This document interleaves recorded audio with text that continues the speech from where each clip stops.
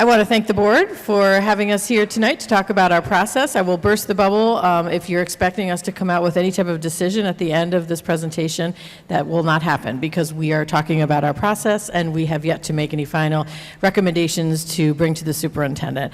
But I would also like to thank the superintendent who charged us with a very transparent and inclusive and communicative process around an exciting initiative, the secondary redesign.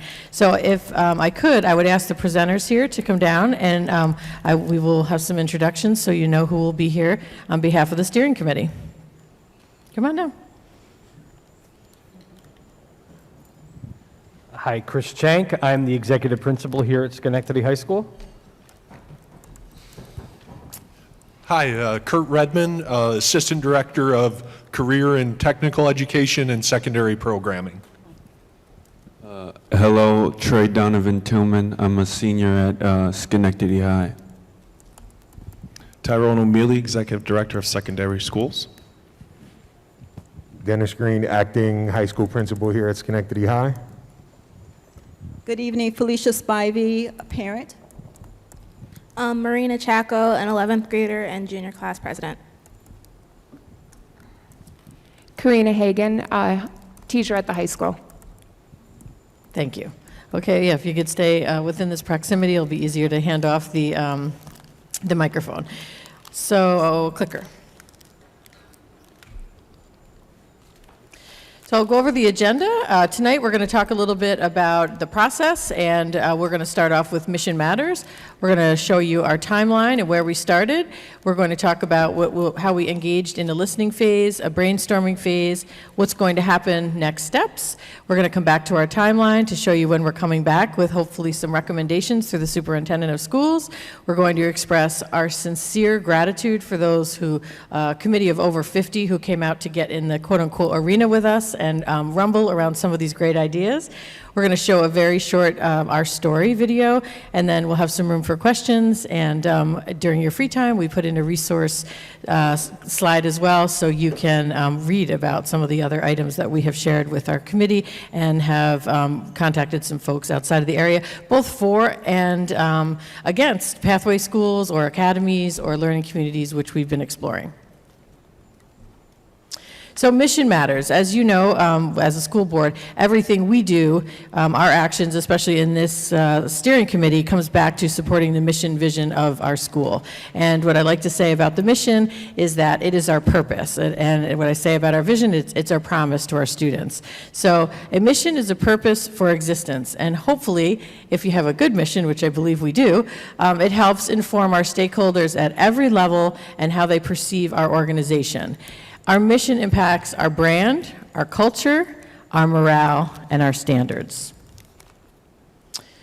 Schenectady School District's mission, and this is not in its entirety, but what we talked about were some of the more, the words around our mission to promote and support an innovative educational environment where our children, our students with differing levels of abilities have equal access to educational opportunities. So we asked ourselves as a steering committee, are we meeting our mission? And we looked at data to show if we really were meeting our mission and our promise. Tyrone, I'll hand it over to you. Good evening, everyone. How are we doing? So I'd like to talk about our mission as we underwent this journey. So our redesign committee's vision is to promise to increase the following: student choice and voice. All right, we could see that with multiple opportunity through pathways, right? And the end result is hopefully getting these students prepared for college, career, family, and military. And if we're intentional about our efforts, focused, and give this relevance, we will see the following: increased student engagement, increased graduation rates, increased community partnerships, and improved climate and culture. And it's a cycle. You improve the climate and culture, more students are engaged, more students will graduate, you have more community partnerships. So that's our vision. So if you guys take a look at the screen right here, the box that's highlighted where it says March, that's where we are right now. We're sharing out, but let me take you through the journey. In January, we started with the kickoff of the announcement, secondary redesign. It's here. Then in February, we did a listening phase. We want to get feedback from all stakeholders: parents, teachers, community members, students, you name it. So we're all over. What are people saying about their current high school experience? Then we surveyed individuals in February. We had over 1,000 respondents. We'll take a look at those later on. And then once we got that data, we had a brainstorming phase. Once again, we got all stakeholders together and says, okay, here's what everyone said. What do we want to do? All right, and so like Ms. Rutnick said, we don't have any plans for you tonight, but we just want to share our journey. So when we did our group presentation, it was awesome. It was absolutely phenomenal. We started at Washington Irving, went to SCLA, we went to the high school. We engaged with students. Then we went to the high school faculty, right? And this is what we're doing. We asked them all the same question. So what's their responses? And then we went to community members. We had a couple forums in the evening time. So it's really, what are they saying? What's these individuals' responses based on their interaction with the high school? And as I said before, we had over 1,000 respondents, over 80%, or we had over 800 students. And really, if we're going to look at a redesign effort, the largest voice should be those of the students. They're the ones who are going to be impacted the most. All right? And the survey, like we said, the survey went out. We gave about a 2 or 3 week window for the survey. It was on the District 1 website. We communicated in various ways, right? And you had students, parents, teachers, staff, and community members. And we're going to get into that information right now. I'm going to introduce Kurt. So as a committee, we looked at a number of different data points. We looked at some occupational outlook and career growth of different occupations throughout the area. We looked at some of the academic data that we share with you each quarter, but we also dug into the survey data and the results we got from that.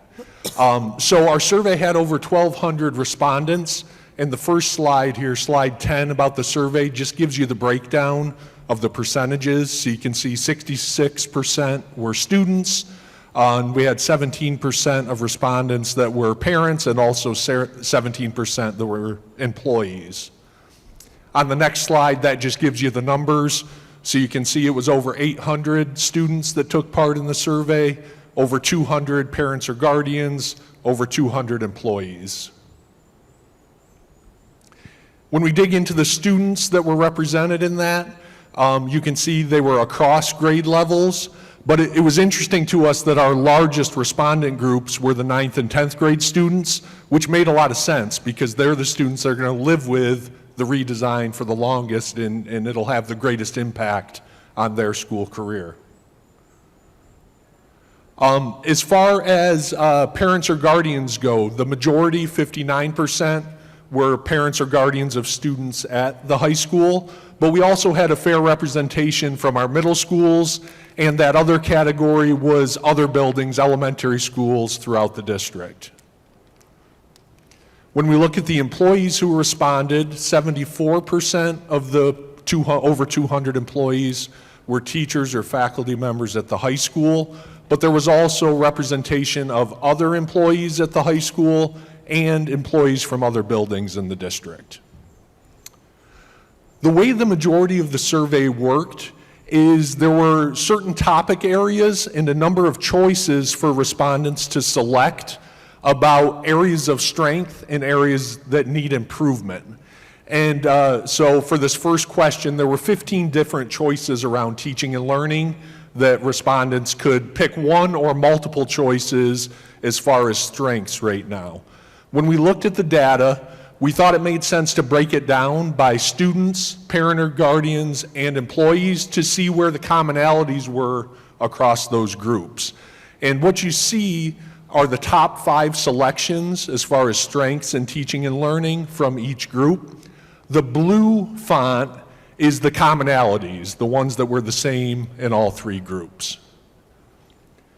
When we move on to the next part, teaching and learning in the top 5 areas for improvement, you can see the common areas that came up in all 3 groups were technology, career pathways, and internships. The next area that we looked at was climate and culture. And again, you can see the strengths up there with diversity being the #1 strength across the board for each group. As far as areas for improvement with climate and culture, the commonalities, the common responses were safety, student engagement, and discipline across all 3 groups. Now, one specific question that was asked in the survey was, Do you think incoming freshmen would benefit from a program designed specifically for incoming high schoolers, such as a freshman academy? And you can see for each group, by far, the majority said yes. But it was also interesting to see that a number of respondents were not sure. And, we're thinking that's because it hasn't exactly been defined what that experience would look like. So I'm sure there are a lot of questions around what exactly that would be. But it is important to note that no was definitely the lowest response for all three groups. As we continue, the next area that was looked at was student support. And again, you can see the commonalities that are highlighted from all three groups. When we move into areas for improvement for student support, the common responses were transition to adult life and communication. As far as student engagement goes, for the top 5 strengths, you can see the top 4 were the same, just in a little bit different order for all three groups, but it highlighted the strengths of our athletics, our fine arts, our after-school clubs and programs, and our junior ROTC program. When we look at areas for improvement for student engagement, the common themes were career pathways, mentoring opportunities, enrichment opportunities, and community service opportunities. And then a final question, a final area for folks to respond was just around the overall student experience and what are some areas that things could be improved to improve the student experience. And the common responses here were school cleanliness, teacher engagement, and relationships with adults. Just so you know, we had time in classrooms set aside so every student had an opportunity to complete that survey. So we made sure that that was announced ahead of time, that the teachers knew when we were doing that, so every student did have an opportunity to complete that survey. So no matter how many times I tell our students, don't be so nervous, just get up there and talk, it's always nerve-wracking. So where did we start, right? We started in a room. We had this all call to all people through our survey, through emails, whatever possible means to bring people to the table, all stakeholders to the table, to really discuss where we were going, where we're at, where we wanted to start. And as I looked around the room, I saw all these individual brains coming together. And my statement was, it's a supercomputer at this point, right? Very diverse group with students, staff, parents, and others to come together and share a similar mission, right? We were mission driven. There was a room full of innovators, action oriented. And one specific thing was learning centered, right? So we always talk about student centered, and it was time for us to reflect on how important it was that we sat there and learned as well from each other, as well as our student, and having that student voice saying, hey, this is what we need and this is what we want. So it was extremely important that we brought these people together and decided, like, what direction do we want to go? So what we heard during those meetings and ongoing meetings are that we need to prepare our students for to be future ready. Not only career, but as it's been stated, college ready, military ready, and family ready. And what does that begin to look like? Again, we're student centered, and we must support our students as innovators and lifelong learners, because we recognize that high school is high school, but after that, what are the pathways that they're going to choose? And we need to make sure that we prepare them for any pathway that they choose. And even when they're on that pathway and they choose a different pathway, we need to be ready to make that switch for them, to give them all the opportunities to be lifelong learners. Extremely important is the culturally responsive and high expectations for all. And we must be reflective throughout this entire process. If at any point we're going in the wrong direction, we need to sit there and listen and reflect and make sure we're choosing the right path for our students.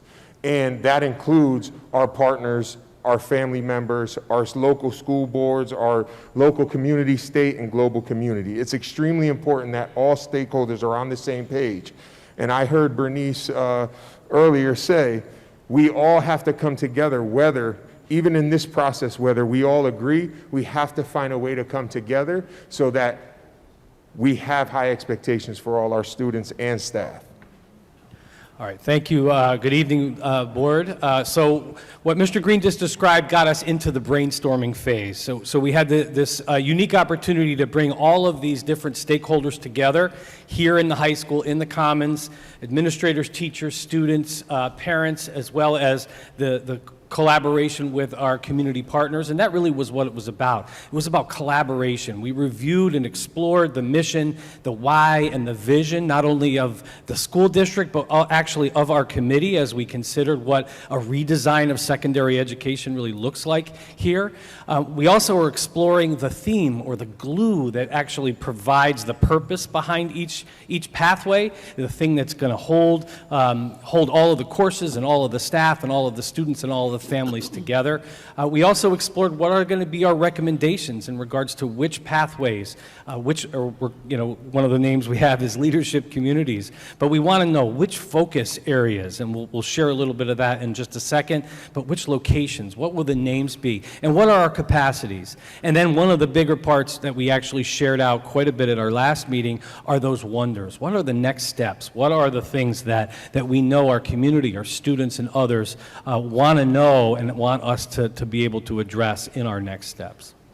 So part of this exploration was actually about field trips. We got to take field trips, which was super fun because the way we've envisioned it, and actually Mr. Green was the one who kind of coined this phrase, is around having the city be our students' campus, thinking outside of the boundaries of our buildings and of our school land, and actually think about us as part of the overall city and community. So we visited the city center portion of the Schenectady County Community College, which is right downtown, right on State Street, across from Proctor's. They have a wonderful set of classrooms and spaces that during the day are very underutilized, and they're very interested in partnering with us around our college and the high school programs and our high school and the college programs. We also explored the YMCA, which is actually just downstairs from that floor. Right now, the YMCA is not open for business, but they are staffed, and they're very interested in partnering with us. If we bring students downtown, one of the big questions is well, how are we going to get some of their requirements done, such as PE? It's a graduation requirement, and the YMCA wants to partner with us, bring our students and our staff in there, use their facilities and their equipment to make sure that our students get a really well-rounded phys ed program. We also went across the street and we visited with Proctor's and met with Philip Morris and with his staff and understood, we heard it very clearly from the Proctor staff that their three-point mission statement, number 1 point is around education and their partnership and their desire to make sure that the education component of their mission is fulfilled. They want to partner with us and they want to make sure that we know that they're very willing to be accessible. Whatever we need, they're willing to do, including moving their offices, which is kind of surprising. We went a little further uptown to the Clarkson building, which is the building right across from the Denny's. That's the way that most people remember it. And we actually explored that partnership, both with Clarkson as well as with across the street, My Side. Again, they have spaces and they want to partner with us, and they want students in their spaces, and they want to collaborate with us. And one other trip that we did take is we actually went and visited Tech Valley High School. And we have a number of students there, and when we were there, we actually took 2 different trips, 2 different groups. We met different students there. We met students who were at the senior level, but also students that had just arrived. And that, if you've never seen the Tech Valley High School, they started very, very humble, similar to where we are right now, but they ultimately built a building around the idea of this high school ingrained as an academy right there. And so we may talk a little bit about that in a little bit as well. So that was another one of our trips. So where did it lead us? Well, it led us to this. And if you notice in very big red letters, this is a draft. Don't quote us on this, but this is kind of a framework right now of where our work together has gotten us. It includes spaces that are very familiar, right? We have Washington Irving there. We have the Steinmetz Career and Leadership Academy there as well. But we also want to think about them potentially a little bit differently. And that's why you see lower down where the focus areas are. But there's still question marks because that's the work that we're still doing with our steering committee. Our main campus, we talk about a freshman academy that was mentioned earlier, as well as the other leadership communities that we think may make a lot of sense to stay on our main campus. But of course, those off-campus locations, the ones that I just mentioned, are on the right. That would be the Clarkson and MySide partnership, our partnership with SCCC, as well as our partnership with Proctor's Theater. So we will definitely share more. We have much more work to do with our steering committee, and we look forward to doing that. Okay, hello. For those of you that don't know, my name is Trey Donovan Tillman. I am a senior at the high school. Being nervous is contagious. I was very confident. Now I'm not that very much confident. But as I said, I'm a senior, and I'm very happy to be a part of this committee and a part of changing the high school, right? Because right now we are damaged a little bit, right? We are going through some troubling times, right? So we need something to rebuild. But like I said, I'm proud and happy to be part of this committee, but what I don't want is after I leave, then nothing happens, right? Or after I leave, nothing continues, or we stop it, or we feel comfortable at a place where, oh, we don't have to continue. This is that. I always want it to be evolved into something new, right? And as I get older, I realize that I love to help people, right? I love to be involved in people's life because I can talk. Right? And I love to talk. I love to run my mouth all the time because it's very fun and I enjoy it. But the best part of that is helping other people, because you don't know what words you can say to so I always like to say, use your voice. I heard I don't know how much time I have, but I'm going to make it quick. About 2 years ago, from Dave Chappelle. He was getting an award, and I said this before, but I'll say it again. I heard a quote from him that his mom told him when he was younger. He said, sometimes you have to be a lion to be the lamb you truly are, right? What I took from that, sometimes you have to roar to be the calm and chill person you really are. And your roar doesn't have to be your voice. It could be art, like the art gallery that is out there, right? People presented their art, right? So that could be your roar. And as in high school, right, we're supposed to find kids' roars, right? And this is what this program is doing, finding the kids' roars, finding what they love to do. And that's the most important thing, and that is our job as people, to help other people find out what they want to be, because there are multiple things in this world that somebody can be, and having this program and having different opportunities helps that person be who they want to be. So I'm almost done, okay? What I love to do most is help people. Now, I know I just said that, but I like to pay attention to people, to understand people, right?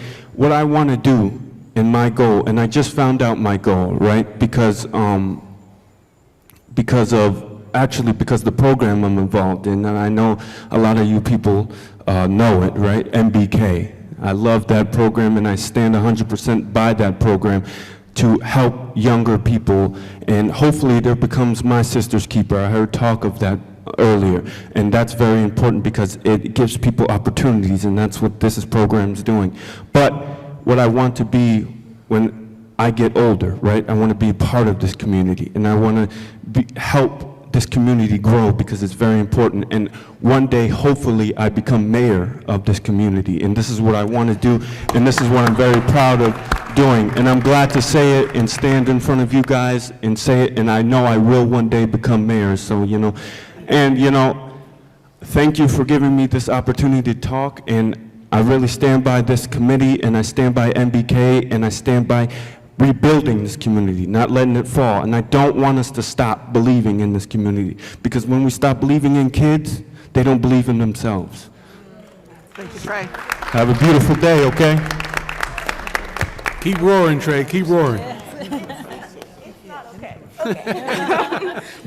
Okay, I'm not as good as Trey, so I'm not gonna do what he just did. No, I'm not. I kind of like formed out what I was gonna say, and I can't really speak off the top of my head. But typically, it feels like a lot of the things we say as students go in one ear and out the other, not in a negative way. But I'd like to just thank this committee, because it feels like that is the exact opposite of that is happening, and a lot of the thoughts we're just starting to have are being reciprocated not only by teachers, by administration, and even parents. And although there is still a lot of growth and to be made, no shade, and hopefully our voices being heard, listened to is carried on into tonight through the many comments made by my peers and committee members. As I am a year-round athlete and a part of many clubs and many different committees in our school, sitting in this meeting, I try my best to bounce around from group to group, and throughout each group as a student, I am constantly asked questions, thank God. And although my opinions and responses are only the responses of one student out of thousands, it is nice to be taken into consideration with these ideas and thoughts, and I'm glad to have the ability to speak on my experiences and to help the growth and change of our community. Sitting in these meetings as well, there have been many arguments not being the best word, but they're all fighting for the same end goal of redesigning education. After looking at the stats of the survey, one thing I pointed out is that it seems a consistent piece we need to improve on was preparing students for the future, because currently we're only on the basis of learning. Personally, I have no idea what I want to do, and so it's nice that with this plan that the committee is making, we're planning not only for the future of the students, but the future of Schenectady, and with this plan, we're tapping our students into different careers and giving them access earlier into all these ideas into what they can become. Although Trey and I, as well as Danny, who isn't here tonight, are only 3 students out of many, thankfully other students' voices are as well being heard. Currently, thankfully, there have been many different occasions, similar to a few of the photos you saw, where students were also given the opportunity to express their ideas. Specifically, the other day, with the help of Mr. Green, a little over 20 students were able to look directly at the startup draft, which was on the screen, that said draft. Our voices and thoughts were listened to and heard on how we can improve and in the strengths that plan had.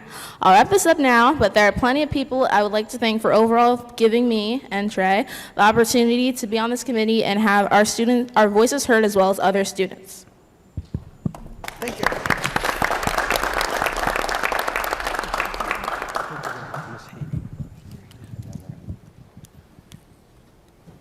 So Ms. Hagan will join us. Karina, can you come up? Oh, sure. Yeah, just because the camera is for the live feed. Sure. In response for the teacher voice, it started off really small at the very first meeting, and then in preparation for the next meeting, Mr. Chank opened the door by inviting all of the faculty at the next faculty meeting. And in conjunction with that, I reached out to multiple people in each of the departments at the high school. I felt it was really, really important to have representation from all of the departments. So when you are doing something like this that impacts every single department, across all grade levels, to have as many different sets of eyes from all of the departments is extremely imperative from the beginning. So at the very next steering committee, we had a lot more teachers in attendance, and I immediately saw the benefit. We had a guidance counselor raise the question about what would scheduling look like? How could we make this happen on campus and at the off-site locations? We had a teacher that is also a coach ask about athletics. So all of a sudden, everybody's perspective started to come into play, and it got the wheels turning to get people thinking about, well, what about lunch? How are we feeding students that are now on the off-site locations? How are we taking care of busing to and from? And it just brought a lot more perspective and a lot more voice to the discussions that were being had, and getting teacher feedback earlier in the process rather than later when other decisions had already been made. So the other piece to it too is teachers have a lot of commitments after school. So teachers are running clubs, they're working with students after school. The teachers have partnered with people in their departments as well. So if one teacher can't make it, they are kind of tag teaming. And the steering committee has been extremely flexible in adapting to the teacher's schedule. So if one teacher can't be there a particular Thursday and they tag team and welcome and bring in someone else, they're very welcoming to allowing someone else to come in and step in for someone in that department. So they're being extremely flexible and welcoming in new voices anytime that we're meeting. So it's been very accommodating, very helpful, and all of the voices that we can bring to the table have been really beneficial. Well, I will be brief because I know everyone wants to go home. They get paid good money to be here. Don't let them fool you. No. Just kidding. I would like to thank Mr. Chank and Ms. Rudnick for inviting me to be a part of the committee.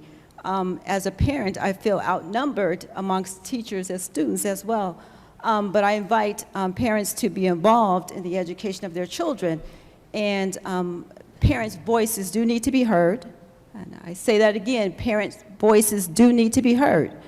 So as during our brainstorming time, we came up with some questions that as a parent, I may have, and you may have as well. We call them wonders. And so some of them were, what are the limitations and trade-offs? And someone spoke about equity. How do we ensure equitable access to all resources and opportunities for our students? And as a parent, I have that concern as well. How do we maximize flexibility so that students have a freedom to experiment and change their minds, which they do? I think as a parent, the most important one is how do we get our students engaged in this model? Our children are operating at a deficit, some of them are. How do they enter into the program like this being prepared, especially when we talk about a 9th grade academy? And so how would our middle schools look different as a result of that? And the number one question, I think, is transportation. How will we make this all work and make sure that our students are able to be transported to the various sites that we mentioned earlier? How do we determine enrollment caps or minimums? So these are some things that I think we need to think about, and I'm sure as we go along, there'll be other things that come up as well, or that you may have questions about later on. Thank you. Thank you. So a lot of questions, a lot of questions, a lot of questions. So what's next? Our next will be phase one. And phase one was we're going to bring something to the board, bring something to the superintendent. This is what we have to recommend. And we want to be very, very careful that whatever we choose to do, it's calculated, it's done with fidelity, and we do not take off more than we could chew because we want to make sure it's done right. Okay? And during this process, during the next step, we're going to continue doing the same because the same's working. We want that collective voice. I'll say, Trey, I think that's the best thing I ever heard, right? I got to learn how to roar, Trey. I'm serious, okay? I really do, Trey. I got to tell my daughter that. I don't think she knows how to. She's a mouse. But anyways, we got to continue to engage our stakeholders. I think that's going to be pivotal. How do we create that experience for individuals? And you could see for our students, you could see who we partner with. Ongoing communication, I think that's the best format. Visitations, what we don't know, let's go take a look. Let's look at some models out there. What can we realistically do? And really, and I say it again, continue to hear that voice of the students. We have to create opportunities. Okay, if we create a product, we got to get feedback from students. What do you guys think about this? Parents, what do you think about this? Teachers. And obviously, not everyone's going to agree, but we have to move in a certain direction. And once again, a capital project may be on the table as well, moving down the road. And our timeline, you see the timeline right here. Like I said, it's in phases. We realize that everything can't be done in 1 year, and we have to be realistic. What could we do in 22, 23? What could we do in 23, 24, et cetera? And to go back to our timeline, in April, within a month, okay, the next couple of days will be very busy, taking all this feedback, putting a product together. we're going through our journey, then hopefully when we come back, that timeline would be extended. Okay? So again, with a great amount of sincerity and gratitude, we want to thank the over 50 committee members that came out after school. They weren't being paid. They came out because they were invested. And there's an old saying, people don't usually burn down the house that they built. People are building. People are excited. This has been just a pure joy for me. Once we got it started, I got to step away and lead from behind and let people just get out there and tell us what they were thinking. Good, better, and different. We were coming to consensus because we always had the children in the center of the room. We do recognize after we've reflected on this process and where we need to go, because this is a multi-year process, we have to engage more parents. As Mrs. Spivey said, we recently had a conversation, or I did, with Al Tompkins, the Senior Parent Engagement Liaison, and we've invited him to join the committee and some of the parent liaisons, because they are truly some of the best outreach that we have with our parents. So we are going to move forward with more parent liaison. But we did use as much as we could the brief. We used messages around the survey. Our students left very excited, saying we're going to spread the word. But we do recognize we want more parents on this committee. We also paid particular attention to make sure that not only do we have students, but we had ENL teachers, special ed teachers, intervention directors, PPS directors, to make sure that whatever we do, and as a past PPS director myself, if I've heard one thing in the 30 years that I've served differently abled students, is that they want equity. They want access to high-quality programs, and I can tell you that wherever we go, we're going to make sure that our students who are differently abled have access and have support. So thank you for those who got in the arena with us.